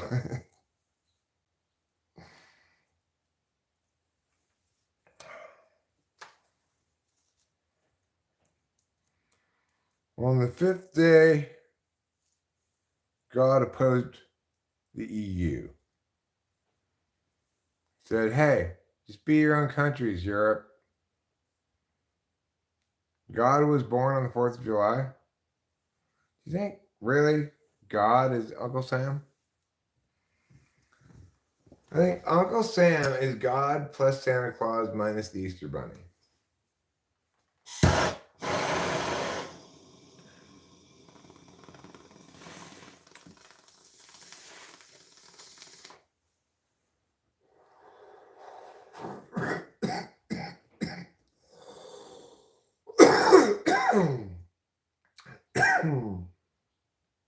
Native Chiefs destroy my Gold Tice team? You mean my Native Chiefs, I'm the native, destroy your Gold Tice team? Okay? At the moment, I'm 100% Cherokee, Chippewa, Micmac, Seminole. So deal with it. My Indian name is Smoking Pot.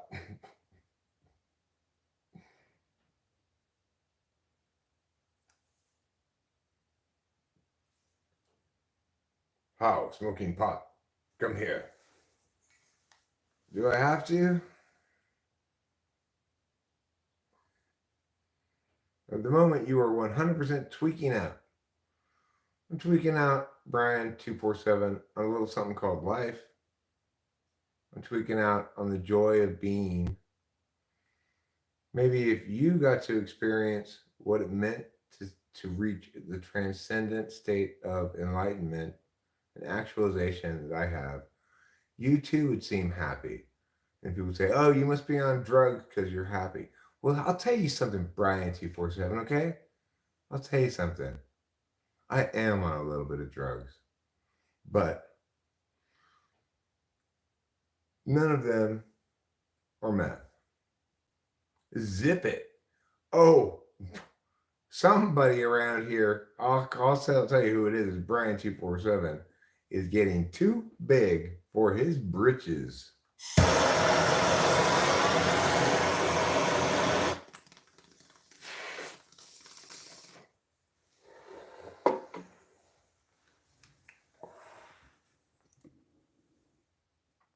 Too big.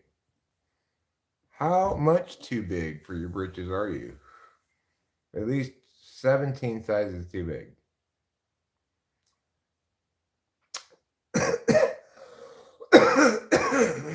I don't have a dab rig. I don't have a dab rig. I do have a little bit of concentrate, but I just got to put it on top of a bowl. Why am I using that torch? Well, it's the most efficient way to pull a bowl, you know? I already have inherently a very cloggy stem. So, in order to minimize the amount of frequency of clogs, one thing to do, hit it hard and fast with some serious fire, you know?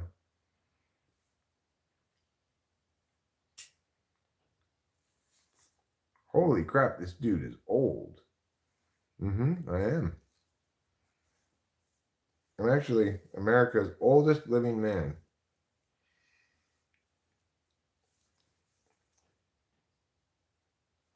I'm the last surviving soldier from the Civil War. Um, I only fought in one of the last battles. I was 16 at the time. But yeah, the last surviving Union soldier. So let's see, the war ended 1864. I was 16, 1838, 1938, 62. I'm 180, 186 years old.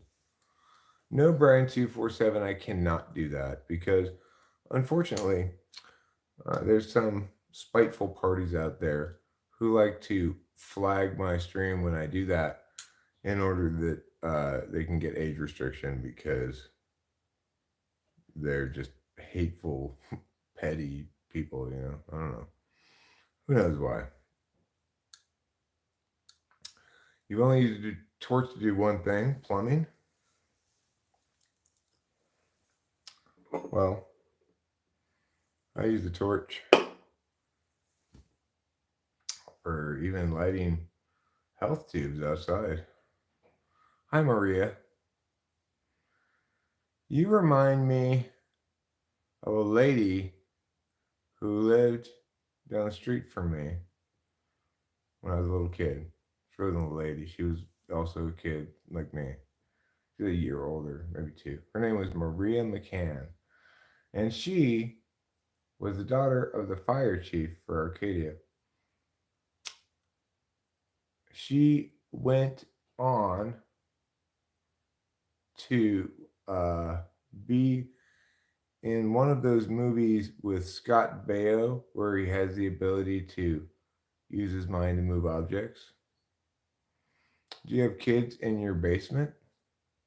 I don't have a basement actually, Mr. King. How about you? Do you have kids or a basement?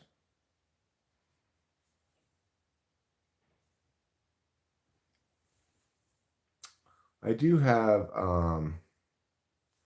one child, but she's not a child anymore. She's an adult. She's what, 48 now? 50? No, I don't have a basement. Unfortunately, California houses, generally speaking, are no, I still have the same view of it, right? I just I don't think it's degenerate children at the moment. I'm more concerned about it being maybe specific spiteful parties who are looking for any opportunity to try to flag me. I'm just trying to keep my hands clean with YouTube as much as possible, given this upcoming video I'm going to be put out tomorrow. And uh, I'm anticipating, a spiteful campaign of attempted damage doing. So I'm trying to be proactive, a little careful about that.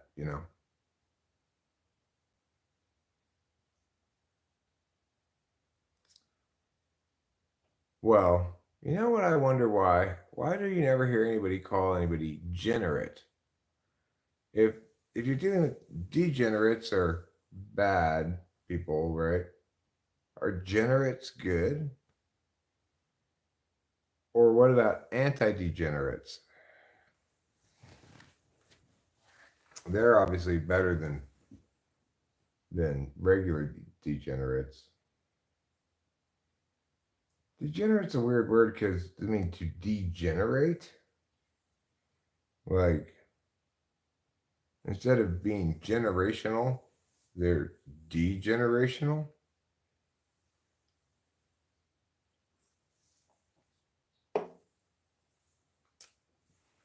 I'm curious about what the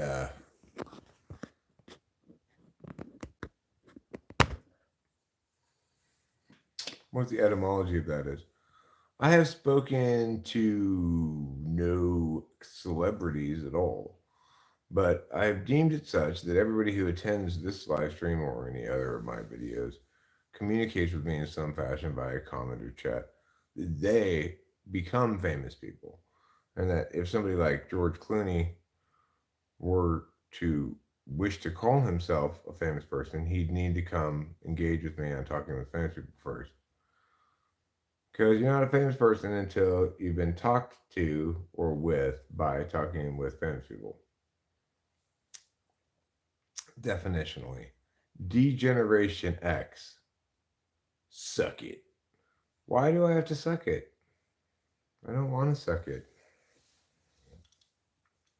I'm Generation X, but I still don't want to suck it. What should I do? Do you have a solution for me? In light of your insistence that I suck it? If I've got to suck it, then I better duck it, 'cause I don't want to suck it. What I do want to do, I'm just going to get a jacket. I'm going to smoke another cigarette outside. But listen, I want you to listen really, really carefully now. After that, I need to do what? I need to probably wrap up this live stream and watch some cartoons. I've got some cartoons left for the day that I have not yet watched, including some very good ones, some exciting ones. If you were here earlier, you may know that in the morning I had an internet crisis right in the middle of Fluffy Paradise. No, I'm not your grandfather. You should maybe know your own grandfather. If you don't know your own grandfather, then simply going around and saying to everybody who looks approximately the age of your grandfather would be, and saying, "Are you my grandfather?" reminds me of the children's book, "Are You My Mother?"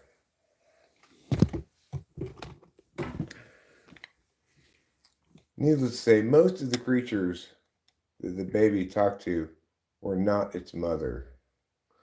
All right, so what do I have ahead of me? I've got Seventh Time Loop, A Villainess Enjoys a Carefree Life Married to a Worst Enemy. I've got... what else is left? Just Magic Gekken, which I haven't really started watching at all yet. I guess I only have really one cartoon. But one cartoon is better than no cartoons. Okay.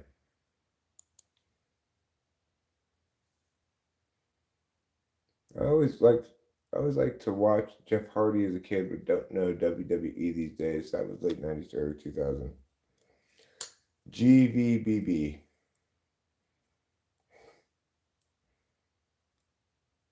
Yes, we'll try that. Yes, I am your grandfather. And accordingly, I'm telling you the following thing. Stay out of trouble, young man. Who's Vince? Vince McMahon? Is he?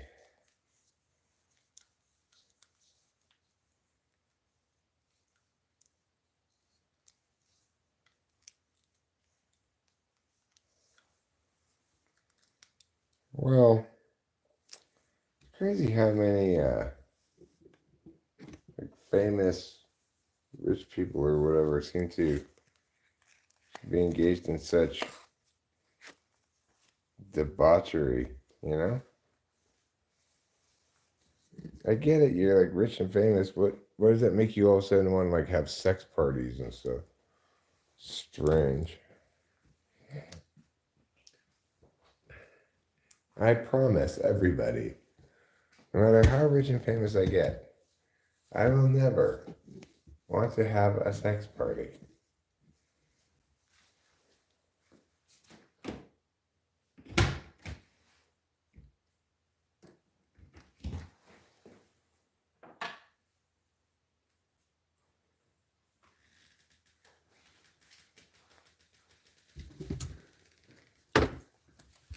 And sure, you might say, but Eric, if you get rich and famous, you're going to want to have a drug party.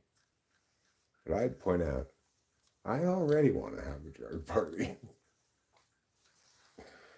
So that's non-unique to being rich and famous. Oh right, you guys can't look at my health tubes. It'll burn your little eyes.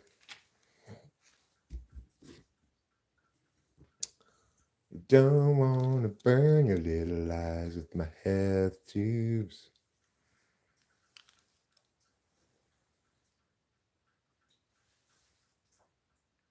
I was more of a King and Armored King guy than Doom. I'm pretty sure. Who are you talking about is ENFP, ENFJ, ESFP.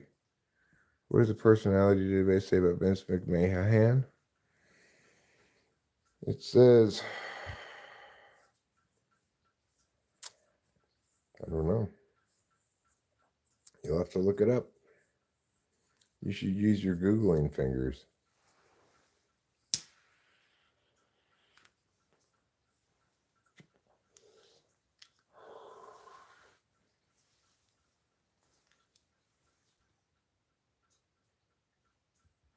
There's no such thing, Fly Guys, TE dominant, MBTI, and SE dominant socionics. Do you like Bray Wyatt? I have no idea who Bray Wyatt is. Dude died young. Bray Wyatt did? Why did Bray Wyatt die young? What did he die of? Overdose? Fentanyl? Fentanyl is not a good thing to take.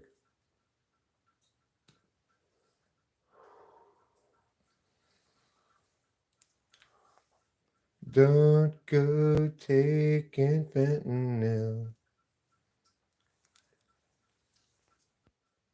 That's not true, Fly Guy. It's not the way anything works at all. They're both attempting to describe the same thing, cognitive functions. To the extent that their description of the mechanics differ, well, they're both wrong. To the extent to which the description of the types differ, well, then you're just putting the cart before the horse because you have to look first at the mechanics. MBTI doesn't even have mechanics, so it's insane to say what you're saying.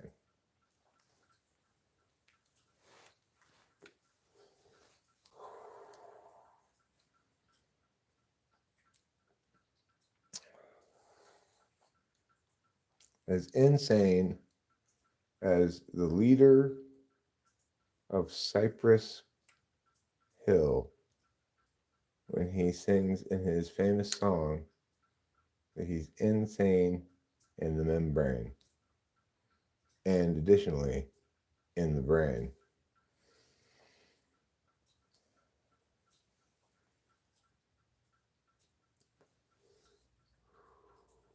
Is that what you're going for, Fly Guy? That level of insanity? Because that's what you're achieving. That's where you're hitting right now. If you're not aiming there, maybe point your mortar someplace else.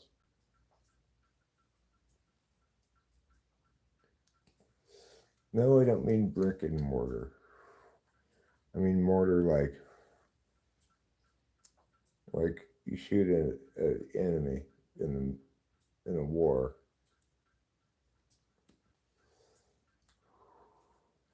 And no, I didn't say Mordor like from Lord of the Rings, just to clarify.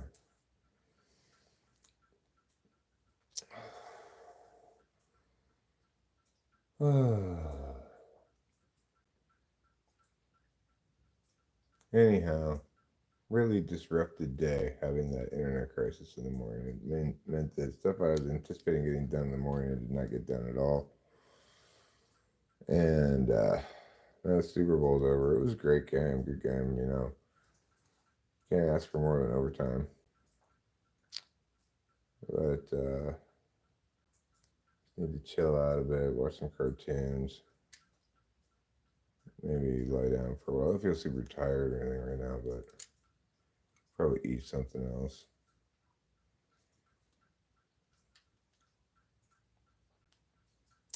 Could eat frozen dinner. Could even make sausages. I have like frozen raw sausages that I can make, like Italian sausage.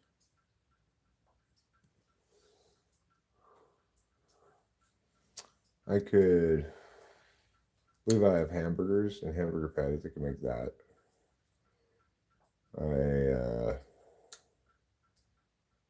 I have canned stuff, cans of things, soups, your chilies, probably a can of corn somewhere, a can of beans.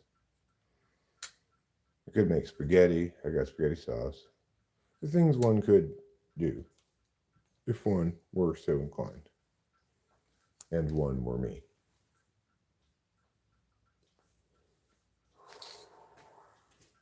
I'm sorry, one were I. Sounds odd, but it's correct that way, actually.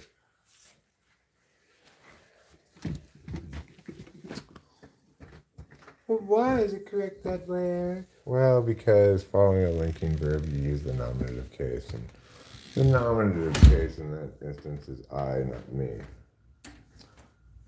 Because it's not an object, you see, it's a predicate noun.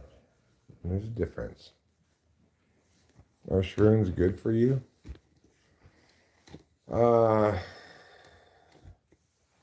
don't know if they're good for you. I would say that I take them sometimes and I generally have a good experience.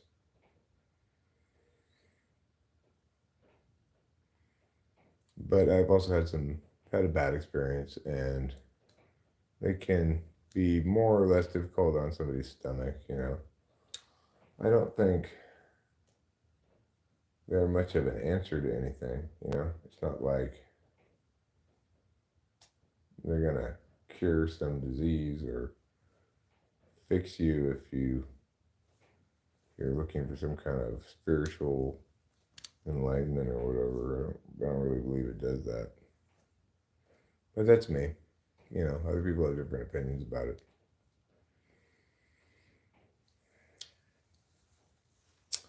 So, I guess it's time for me to watch some cartoon.